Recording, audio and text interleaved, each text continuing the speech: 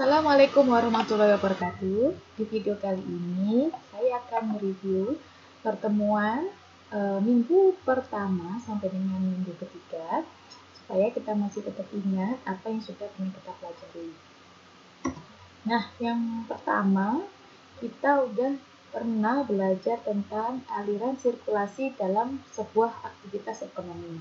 Jadi, kalau misalkan sebuah pasar itu biasanya terdiri dari 3 komponen.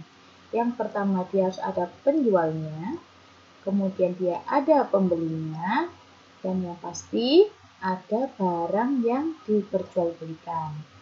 Nah, di sini sebuah perusahaan dia akan memberikan penawaran atau dia akan memproduksi barang atau jasa. Sehingga ada aliran penawaran di sini. Kemudian produk ini akan dijual kepada customer atau kepada rumah tangga. Di sini ada aliran permintaan produk dari perusahaan kepada rumah tangga. Kemudian rumah tangga akan membayar kepada perusahaan. Nah,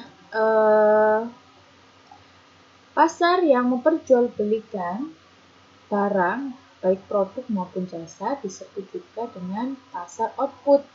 Nah, sedangkan pasar yang memperjualbelikan faktor-faktor produksi seperti tenaga kerja, modal, dan tanah disebut sebagai pasar input. Oke, ini sudah pernah kita bahas. Kemudian selanjutnya kita juga pernah membahas tentang apa saja sih yang mempengaruhi keputusan rumah tangga terhadap jumlah output yang diminta atau jumlah permintaan. Yang pertama adalah harga produk yang diinginkan. Kemudian pendapatan yang tersedia dalam rumah tangga. Kemudian jumlah akumulasi kekayaan rumah tangga dan preferensi atau selera rumah tangga. Selain itu, faktor-faktor lain ada juga seperti harga produk lain. Kemudian ekspektasi dia di masa mendatang, keinginan serta kesediaan dan kemampuan, dan juga yang mempengaruhi jumlah permintaan adalah kuantitas produk yang diminta. Jadi seberapa banyak produk yang diminta di pasar tertentu dan dalam periode tertentu. Nah, setelah itu kita juga kenal sebuah konsep yang namanya ceteris paribus. Apa itu ceteris paribus? Ada yang masih ingat? Jadi ceteris paribus ini kita menganggap bahwa yang paling penting dalam mempengaruhi jumlah permintaan itu adalah harga pasar. Nah, faktor-faktor yang lain tadi itu semuanya kita anggap konstan. Nah, kenapa kita perlu mempergunakan asumsi ceteris paribus ini?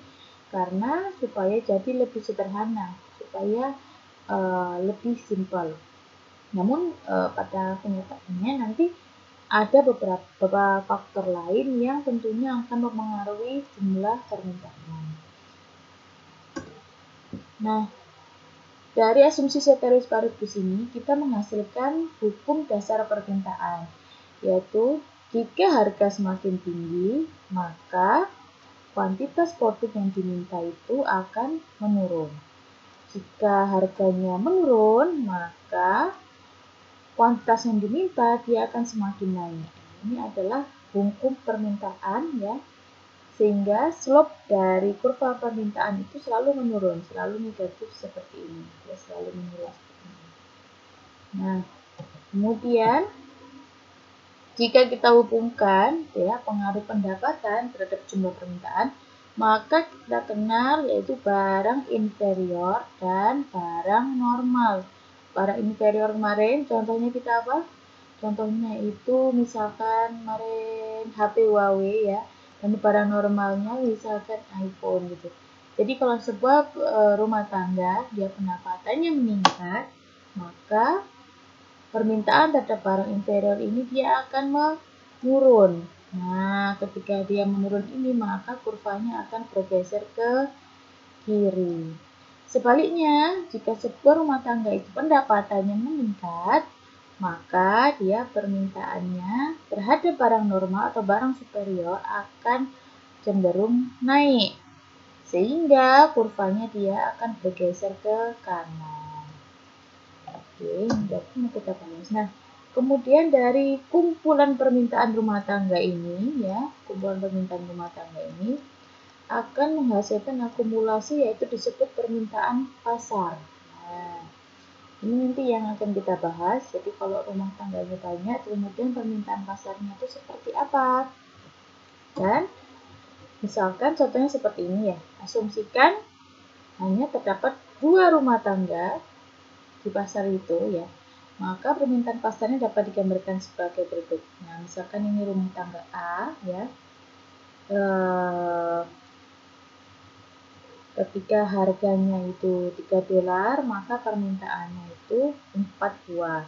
Kemudian ketika harganya itu $4, maka permintaannya 3 buah. Kemudian rumah tangga B, ketika harganya $3, maka permintaannya itu 6 buah. Kemudian ketika harganya $4, maka permintaannya 4 buah. Nah, jika digabungkan maka seperti ini. Jadi rumah tangga A dengan rumah tangga B kita tambahkan. Jadi 3 tambah 4 sama dengan 7. Kemudian 4 tambah 6 ya sama dengan 10. Seperti itu. Oke, sekian dulu review kita dan kemudian akan lanjut ke video selanjutnya.